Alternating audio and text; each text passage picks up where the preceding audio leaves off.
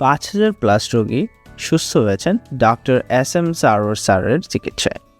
এই বিশ্বখ্যাত ক্যান্সার গবেষক তার অভিনব হোমিও চিকিৎসার মাধ্যমে অসংখ্য রোগীকে নতুনভাবে বাঁচতে সাহায্য করেছেন।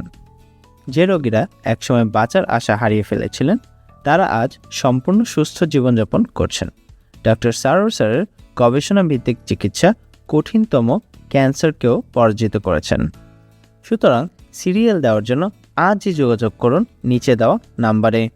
ডক্টর সারোয়ার স্যার রোগী দেখেন শনিবার থেকে সোমবার ঢাকা পল্টন এবং মঙ্গলবার থেকে বৃহস্পতিবার হবিগঞ্জ, সকাল 10টা থেকে সন্ধ্যা 6টা পর্যন্ত।